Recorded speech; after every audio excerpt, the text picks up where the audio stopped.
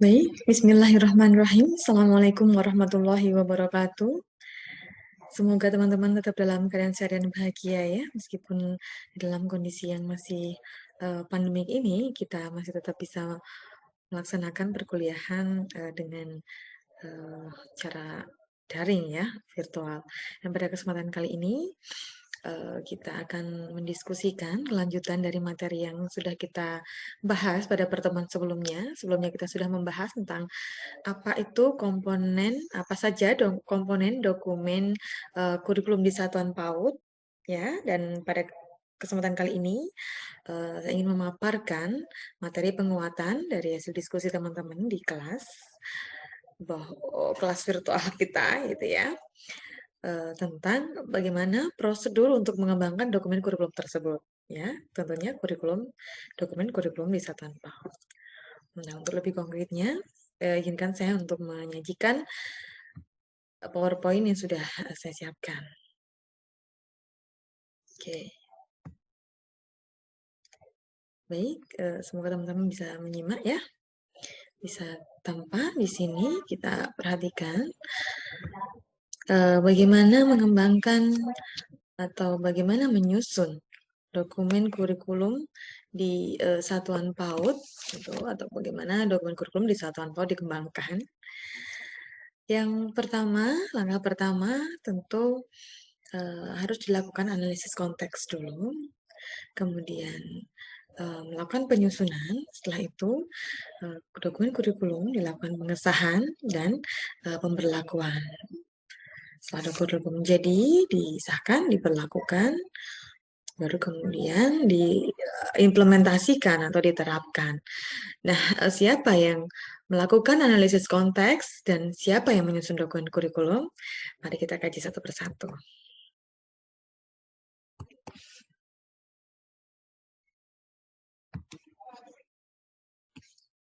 Oke, siapa yang melakukan analisis konteks? Tentu yang pertama, langkah pertama yang harus dilakukan adalah lembaga PAUD atau satuan PAUD harus membentuk TPK. Apa itu TPK? TPK adalah tim pengembang kurikulum di satuan PAUD, TPKS. Tim pengembang kurikulum satuan PAUD. Ya, siapa saja yang bisa menjadi anggota dalam tim pengembang kurikulum PAUD? Itu bisa kepala PAUD, ya, kepala sekolahnya, kemudian guru, ketua yayasan bisa dilibatkan, pengawas, dan juga komite sekolah.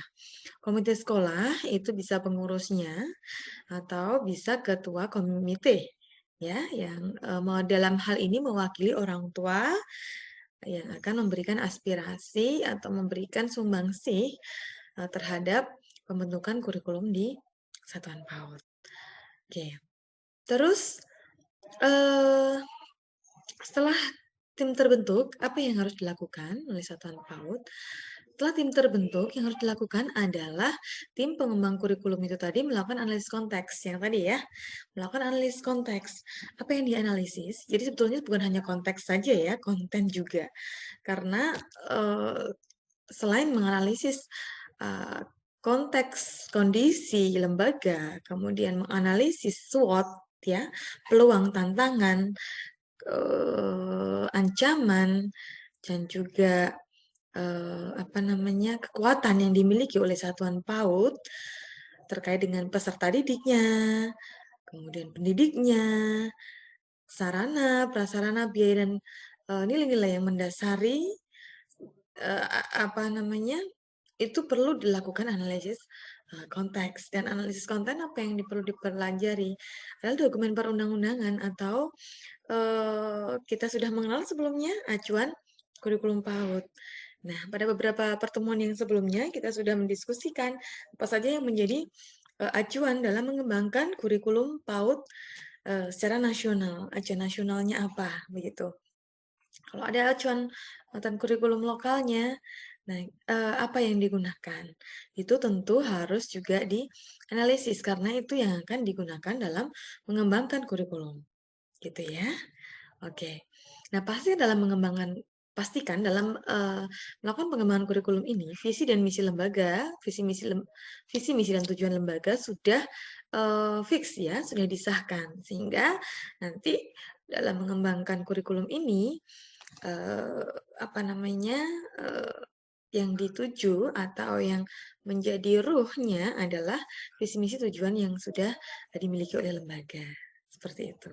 Jadi sebelum menyusun kurikulum, visi misi lembaga sudah harus matang, gitu. Matang, siap, bahkan disahkan. Oke.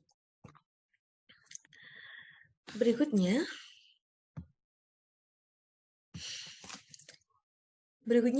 setelah melakukan analisis konteks maupun konten, ya, teman-teman sebagai tim pengembang kurikulum bisa mulai melakukan penyusunan dokumen kurikulum berdasarkan hasil analisis konteks tadi. Jadi analisis konteks tadi mungkin menghasilkan sarana prasarana yang dimiliki apa, kondisinya bagaimana, berapa jumlahnya, kondisi yang masih layak pakai yang mana, seberapa banyak, kurangnya bagian apa upaya yang harus dilakukan untuk mencukupkan, ada nggak anggarannya, kalau tidak ada apa yang harus dilakukan, guru harus lebih kreatif, memberdayakan apa yang ada di lingkungan sekitar untuk pembelajaran, itu bisa, ya. Sekalipun sudah terfasilitasi, guru akan jauh lebih baik ketika bisa kreatif dan inovatif dalam memberdayakan lingkungan sekitar sebagai sarana untuk pembelajaran peserta didik, seperti itu. Nah, kemudian barangkali SDM-nya. Ini juga berkaitan dengan model pembelajaran apa yang akan diterapkan di lembaga. Gitu. Model pembelajaran yang diterapkan di lembaga dengan apa? Dengan kondisi yang menggunakan apa? Model pembelajaran klasikal kah? Model pembelajaran sentra, area, gitu, dan seterusnya. Apa yang mau digunakan? Itu akan mempengaruhi bagaimana di dalam kurikulum nanti setting lingkungan main yang akan dibangun di lembaga. Gitu. Jadi, hal yang sangat penting adalah bagaimana hal-hal tersebut diputuskan secara bersama-sama dari hasil analisis konteks tadi. Kesiapan SDM, kemampuan SDM, bukan hanya jumlah dari segi jumlahnya, tapi juga kemampuan, kapasitas SDM-nya. Itu SDM pendidik, ya, terutama pendidik yang menjadi motor penggerak dalam satu lembaga. Juga pelibatan orang tua di dalamnya, orang tua dan masyarakat, serta kemitraan. Ya, bisa dilakukan dengan keberhasilan satu lembaga dalam melaksanakan program-programnya bisa dengan mengoptimalkan kemitraan kerjasama ya dengan mitra. Oke, itu bisa jadi kekuatan juga ya ketika memang lembaga mampu untuk menjalin kerjasama dengan banyak pihak, itu kekuatan. Kemudian apa yang akan kiranya menjadi ancaman dan tantangan bagi satuan PAUD itu yang perlu dihadapi bersama, lalu apa yang harus dilakukan. Jadi mungkin ada lembaga PAUD yang tidak jauh letaknya dari lembaga kita, berarti kita harus tahu nih di sana apa yang khasnya. Kita harus punya kekhasan yang juga sesuai dengan kebutuhan di masyarakat. Nah gitu ya, itu harus menjadi pertimbangan juga. Kebutuhan di masyarakat bukan berarti kemudian mengabaikan dengan keilmuan-keilmuan bagaimana prinsip pembelajaran pada peserta didik, terutama anak usia dini ya. Karena bisa jadi kebutuhan di masyarakat, paradigma di masyarakat itu paradigma yang masih belum lurus berkaitan dengan perkembangan anak. Nah, mengedukasi masyarakat juga penting. Di sisi lain, kita juga memenuhi harapan-harapan masyarakat melalui penyelenggaraan satuan PAUD, gitu ya. Kemudian yang kedua, tim pengembang kurikulum yang yang terbentuk tadi dan sudah melakukan analisis konteks itu melakukan rapat kerja dipimpin oleh kepala sekolah. Biasanya yang menjadi ketua tim pengembang kurikulum biasanya kepala sekolah dibantu oleh guru-guru. Bisa juga oleh guru yang jadi ketua tim pengembang kurikulum, guru yang memang sudah dipercaya dan memiliki kapasitas atau kapabilitas di dalam mengembangkan kurikulum untuk mengkoordinasikan teman-teman tim pengembang kurikulum. Itu untuk menyusun kurikulumnya. Kemudian yang ketiga, yang menjadi peserta rapat siapa saja? Yang menjadi peserta rapat adalah seluruh elemen atau seluruh warga yang ada di satuan pendidikan. Ya. guru, petugas TU, petugas kebersihan, dan lain sebagainya. Nah, berikutnya, rapat kerja juga bisa melibatkan komite sekolah, narasumber, bisa mengundang narasumber.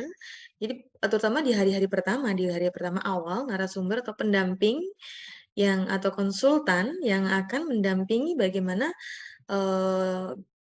tim pengembang kurikulum bisa menyusun dokumen kurikulum dengan tepat. Jadi supaya semua memiliki pemahaman yang sama bagaimana alur dalam menyusun dokumen kurikulum, bagaimana isi dokumen kurikulum itu, apa yang harus dilakukan dalam pengembangan kurikulum, isinya apa saja, tentu dengan memahami kondisi-kondisi konteks yang ada di satuan PAUD tersebut, gitu ya. Kemudian rapat kerja yang melibatkan komite tadi sudah ya, kemudian draft kurikulum itu dapat dikaji ulang, direvisi dan direvisi. Jadi draft kurikulum yang sudah terbentuk, misalnya dilakukan rakernya itu selama 3 hari untuk menyusun kurikulum, gitu ya, 3 atau 4 hari. Tim pengembang kurikulum harus wajib hadir semua, memiliki tugas job desk masing-masing begitu ya dalam mengembangkan. Nah itu hasil akhirnya berupa draft kurikulum. Itu bisa dikaji ulang, dikonsultasikan dengan konsultannya, barangkali dengan pengawas gitu, atau dengan konsultan yang sudah ditunjuk yang untuk mendampingi penyusunan kurikulum. Nah itu direview, bisa direvisi, diperbaiki juga, itu sampai dengan kemudian disahkan, ya nanti disahkan dokumen kurikulum tersebut menjadi kurikulum yang akan digunakan di lembaga. Siapa yang melakukan pengesahan terhadap kurikulum itu? Pengesahan dokumen kurikulum itu bisa disahkan oleh pejabat yang berwenang, seperti Dinas Pendidikan setempat, atau juga sampai dengan ketua yayasan, atau cukup dengan pengelola atau kepala sekolah. Cukup di kepala sekolah juga tidak apa-apa, kemudian mengetahui yayasan, mengetahui Pak Dinas, itu lebih baik, gitu. Cara pengesahan itu dapat dilakukan dengan melalui pengawas atau penilik setempat, itu melihat kelayakan dari KTSP-nya ya, dari kelayakan dari kurikulumnya gitu ya.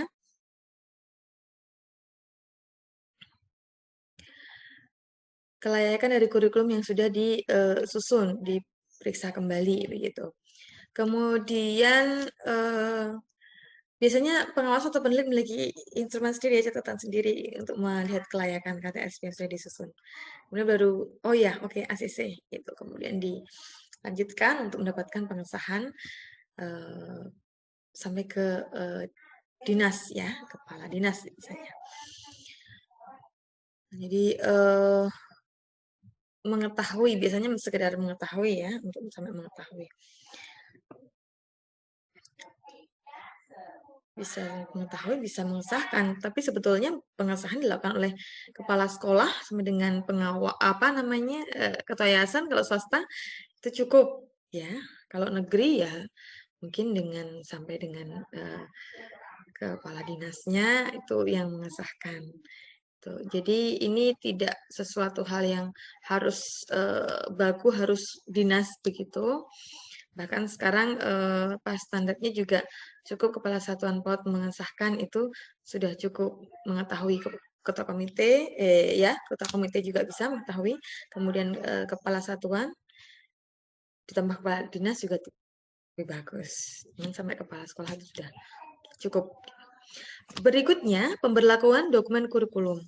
Nah, setelah KTSP itu atau dokumen kurikulum operasional di lembaga di Satuan PAUD itu disusun, Satuan PAUD, dan sudah disahkan, maka dibuatlah surat keputusan oleh kepala sekolah, oleh kepala PAUD, yang dimana isi surat keputusan tersebut menetapkan bahwa dokumen kurikulum itu diberlakukan mulai kapan, tahun ajaran berapa, gitu ya. Itu dalam bentuk SK ya, dalam bentuk SK. Dilampirkan nanti di dokumen kurikulumnya ketika sudah melalui proses pengesahan sebelumnya. Seperti itu. Nah, setelah diputuskan pemberlakuannya, nah barulah kemudian dokumen kurikulum itu dilaksanakan yang menjadi acuan oleh semua elemen di lembaga, terutama guru, untuk bisa secara bersama-sama mewujudkan atau melaksanakan kurikulum yang ditetapkan. Apakah kurikulum di satuan 4 itu sesuatu hal yang baku dan harus dilaksanakan sesuai dengan apa yang sudah dirancang di awal, persis seperti itu, dan kalau tidak berarti kesalahan. Itu rambu-rambu ya, kurikulum itu memang rambu-rambu atau acuan, pedoman untuk semua elemen lembaga bisa melaksanakan. Akan tetapi juga bukan merupakan suatu hal yang kaku, ya tetap fleksibel, terutama untuk berkaitan dengan dokumen 2 kurikulum yang kemarin sudah kita bahas ya, ada program-program pembelajaran itu bisa dilaksanakan secara fleksibel. Suatu misal ya, ini contoh yang lebih spesifik. Tema. Tema itu kan juga ada prinsip pengembangan tema, salah satunya adalah prinsip keinsidentalan. Ketika pada saat tahun ajaran baru sudah dirancang semua pengembangan tema subtema sehingga menjadi prosem untuk 2 semester berarti 1 tahun pembelajaran, pada pelaksanaannya ternyata terjadi suatu peristiwa yang cukup besar dan dialami oleh anak-anak, misal gempa bumi gitu ya. Itu kan peristiwa alam ya. Peristiwa alam bisa dikatakan bencana alam, bisa dikatakan peristiwa alam yang ketika anak-anak baru mengalami itu menjadi hal yang sangat menarik untuk menjadi pembahasan. Nah, bagaimana kalau sebelumnya tidak dirancang dengan tema itu, sedangkan hal-hal semacam itu, peristiwa alam semacam itu tidak bisa direncanakan, tidak bisa diduga, gitu. Ya silahkan, boleh disisipkan dalam 1 pekan barangkali menjadi suatu tema insidental, bisa dikatakan seperti itu. Silahkan, boleh, gitu ya. Jadi nanti akan menjadi catatan bahwa temanya yang akan bergeser begitu karena ada tema baru sisipan. Tidak masalah. Yang penting kan kompetensi dasar ujian pembelajarannya tidak tidak akan jauh-jauh kan, tidak berubah secara signifikan karena yang menjadi tujuan utama dalam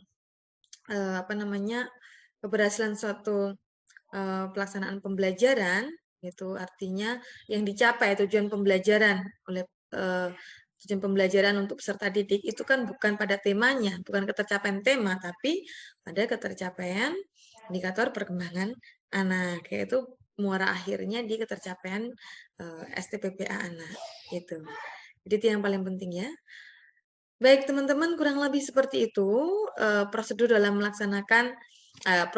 mengembangkan dokumen kurikulum di satuan PAUD. Jadi kalau boleh saya simpulkan, langkah pertama adalah silakan teman-teman di satuan PAUD membentuk tim pengembang kurikulum satuan PAUD. Setelah tim pengembang terbentuk, bahkan dibuatkan SK barangkali ya, dibuatkan SK timnya itu, silahkan melakukan analisis konteks. Ya, bikin kuesioner Bu, bikin kuesioner nggak? Gitu. Itu boleh lebih baik gitu.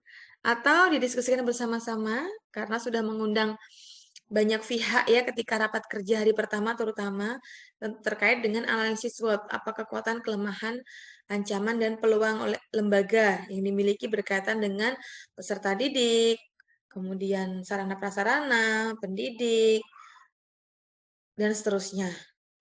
Nah, kemudian menganalisis visi misi tujuan lembaga, menganalisis dokumen-dokumen acuan kurikulum. Nah, setelah itu baru menyusun kurikulumnya, melakukan rapat kerja tadi. Setelah disusun kurikulumnya, baik dokumen 1 maupun dokumen 2, terutama dokumen 2 itu adalah prosemnya untuk 1 tahun.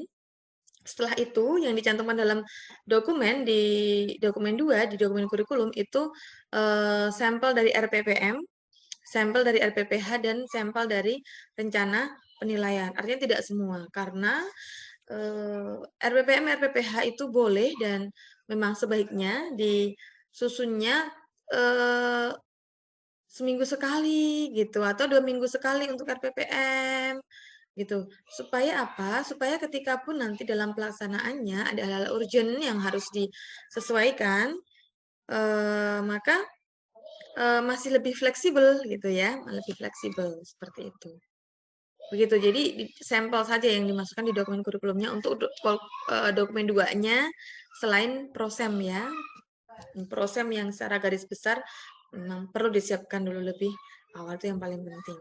Karena prosem di situ memuat KD-nya apa, ya, KD-nya apa yang mau dicapai, kemudian apa namanya, tema subtemanya apa. Jadi sudah dilakukan pengembangan tema subtema, kemudian disiapkan juga materi pembelajaran. Saya kira jadi kurang lebih seperti itu ya teman-teman berkaitan dengan bagaimana prosedur mengembangkan kurikulum di satuan PAUD. Baik teman-teman, saya kira sampai di sini dulu pemaparan dari saya berkaitan dengan bagaimana menyusun dokumen kurikulum di satuan PAUD. Jika ada yang perlu dikonfirmasi atau ada yang belum jelas, silahkan boleh menanyakan di kolom komentar. Jangan lupa untuk klik like supaya saya bisa memastikan teman-teman memang sudah menyimak video tayangan ini dan subscribe bagi yang belum. Tuh, silahkan. Terima kasih. Semoga teman-teman mendapatkan manfaat dari apa yang sudah saya sampaikan pada kesempatan kali ini. Wassalamualaikum warahmatullahi wabarakatuh.